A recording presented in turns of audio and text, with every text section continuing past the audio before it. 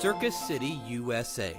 No one can question this town's commitment to the big top, because for those who live life on the road, Hugo, Oklahoma is home. He was a big part of Hugo. He brought a lot of money into Hugo.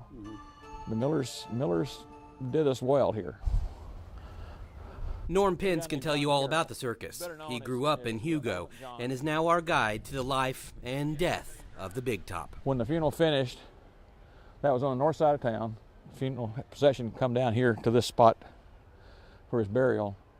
It was led by an elephant. They had other circus animals in it. He was in a horse-drawn hearse. The procession for D.R. Miller, known as Mr. Circus, ended here at Showman's Rest, a special section of the Mount Olivet Cemetery.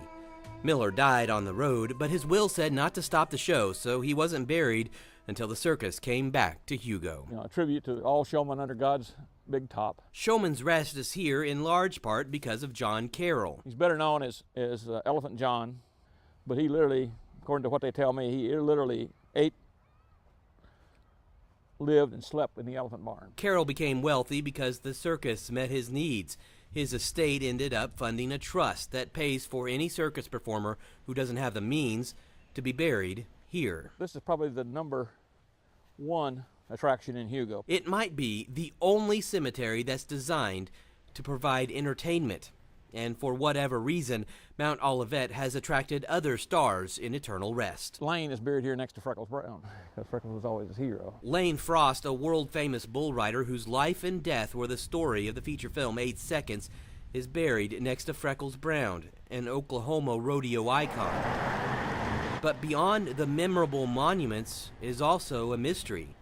One final stop on our tombstone tour. Here lies W.H.H. Ballard. He died in 1907. They hung him from a tree right there and buried him right where he got hung at. Or so the story goes. There is a big tree next to Ballard's grave. Norm says he heard he was a horse thief.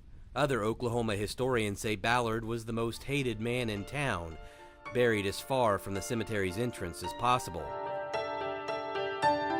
From showmen larger than life to mysteries that endure past death, you'd best not venture into Mount Olivet past dark. Oh, not for fear of ghosts.